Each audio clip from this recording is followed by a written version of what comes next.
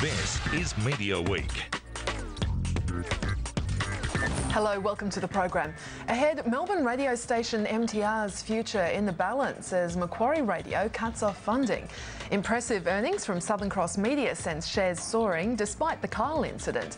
Plus, the new subscription TV channels boosting advertising. We'll be chatting to MCN sales boss Mark Frayne.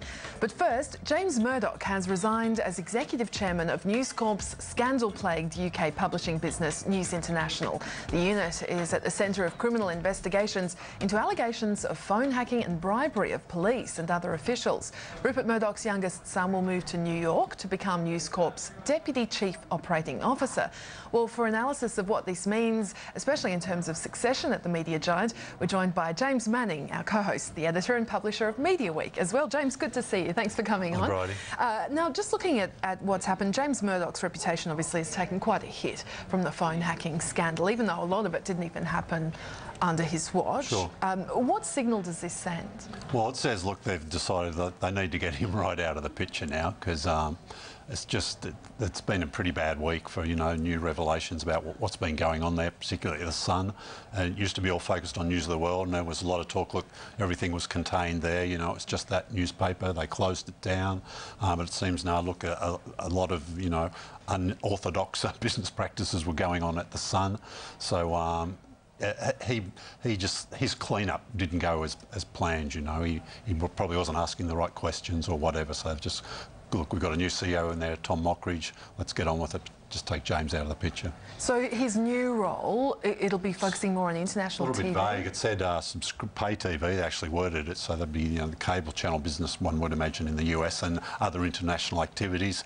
Bit of speculation, maybe would, maybe some work in Australia. Could we see him out here perhaps in the business? I don't know, but it'd just be try and get him out of the headlines, head down just on some parts of the business, get him working and maybe rebuild his reputation. I mean, at this stage it might look like, is he done for forever? I don't think so, just in the back room for a while, I would imagine. And what about his chances of being Rupert's successor then? Well, you've got to think short term, that's definitely, not going to happen. Rupert's showing no signs of going anywhere anyway. I mean, there he was in the print plan last week holding up the Sunday Sun, so he's still very much in control. Chase Carey will take on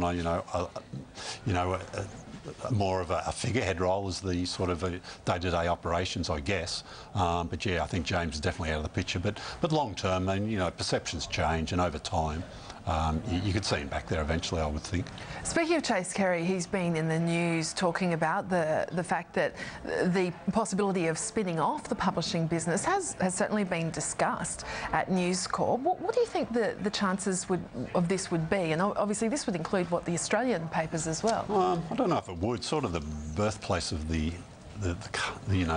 corporation, would they include that? I don't know, and I'm yet to sort of read a convincing argument about what that's going to achieve for them, apart from distancing it from the other parts of the operation. Although the company is going in two different ways. There's the TV business and the print business, and the TV and digital stuff, if you like, and the old media. But I'm not quite sure what that would achieve. Obviously, as you mentioned, there are lots of more headlines in terms of the illegal payment claims in the UK publishing business. Sunday, the Sun on Sunday as well had its first weekend. How did the sales go, given everything that was going on? Yeah, very well. The newspaper, there was quite a movement, especially online, of people to boycott the newspaper, but it didn't seem to happen. 3.26 million, I think, was the sales figure, so there seemed to be well above what the expectations were, at least at the bottom end. And the advertisers seem to certainly like it, a lot of ad revenue, and so I think it's certainly established itself very quickly in the market. Just looking too, I mean, obviously there's a big price cut there. It was, 50p? Sure. So, I mean, did that contribute a lot to the big sales? Absolutely, and certainly the curiosity factor. That first day, you wouldn't expect sales to stay there, but, if they levelled off even significantly, you're still going to have a very sustainable business. Okay, let's just move to the radio sector. The trouble's escalating for the Melbourne radio station MTR. Nearly 2 years after it launched, co-owner Macquarie Radio has cut off funding to the station. James, looking at this, what's going to happen to MTR? I mean, is it going to close, or could it be turned back into that easy listening Yeah, we station? talked about this last year, and I was very bullish on there. Look, they might go back to, it used to be 3MP was the call sign, and easy listening AM music station. I thought they'd probably go back then. They didn't. The partnership sort of staggered on. Gee, you'd love to be a fly in the wall in some of those boardroom disputes they must have had over the, the way forward. I think the stumbling block has just been the contracts. I mean, some of the talent at 3MTR, I think, is signed directly to Macquarie, which is a bit of a problem if they dispense with the, if they have an easy music station, then, Steve Price going to be coming on introducing songs, I don't think so. So I think that's the way forward for them to get out of that very costly talk format, which just wasn't attracting the listeners. All right, James, thank you for that. Now, we've been hearing results from the big subscription TV operators Foxtel and Austar in recent weeks, both reporting a fall in subscribers but a rise in revenues as customers spent more on products. But how is this affecting advertising? Well, we're joined now by the National Sales Director for subscription TV advertising company MCN, Mark Frayne. Mark, great to see you. Thanks for coming on the show. Pleasure.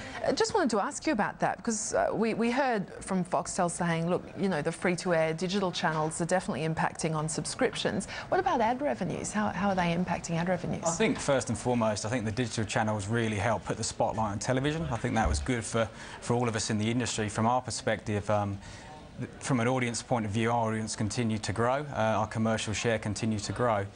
So it probably had a bigger impact on the free-to-air networks than it did on MCN. So it brought the spotlight on television, which is good for us, and our audiences continue to grow within that. So a good story from our perspective.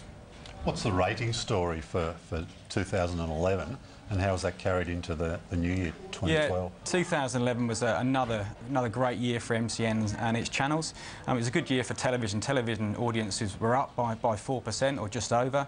The free-to-air networks were just shy of that, just under 4%, and MCN and the channel brands that we represent were up 8%. So a great story from there.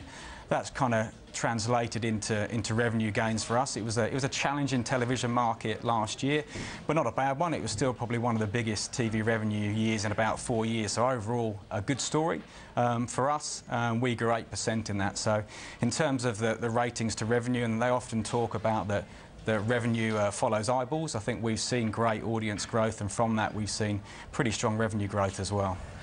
Just looking at Fox Footy, that's obviously been launched in the past few weeks.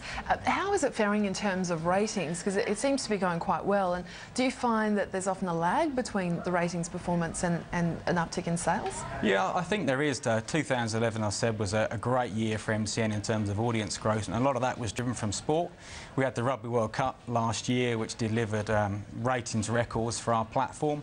We saw from Fox Sports what they could do with great sports content, and that really kind of set up the stall for what we could do with Fox Footy. So there was a lot of planning probably that went on 6-7 months ago to get the channel where it is. I mean, you guys would have seen it on air. It looks absolutely superb as a channel.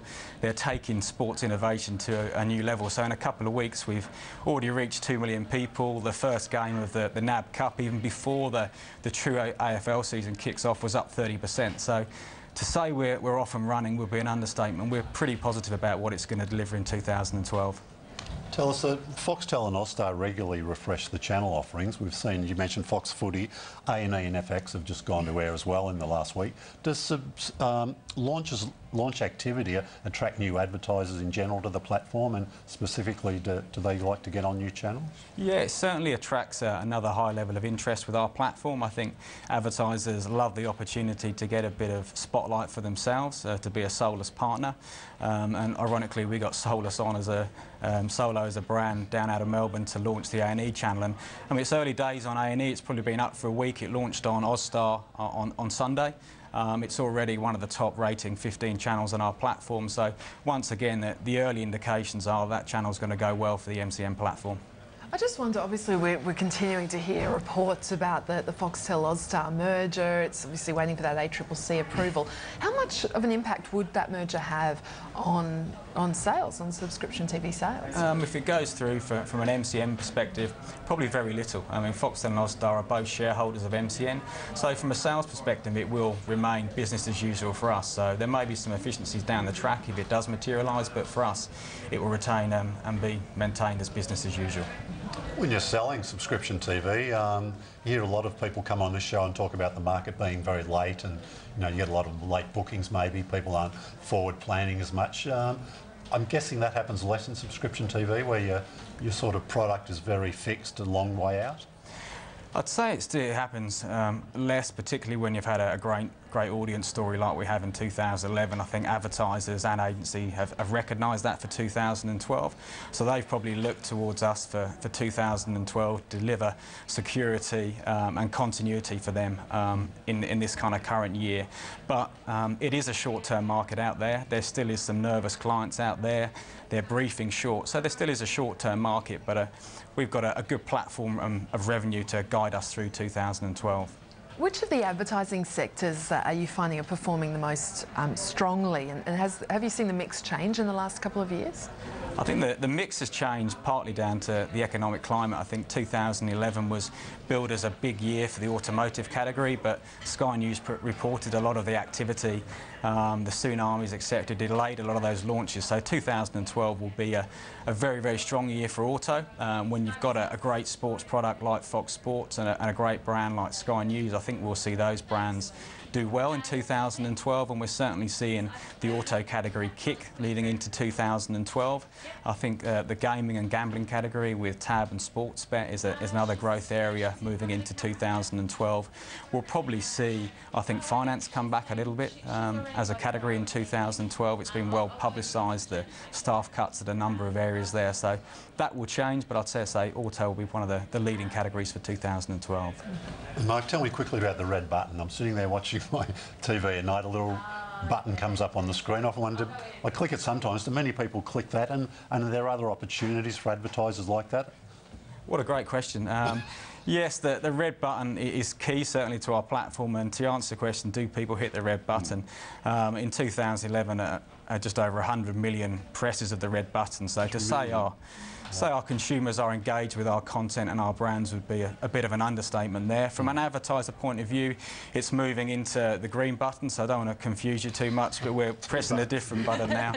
But that gives an opportunity for advertisers to tell more of a longer story of their brand. So from a brand-funded content point of view, that red and green button technology is certainly moving forward at a rate of knots. Mark, been great to talk to you. Thanks so much for coming on the program. Pleasure, thank you.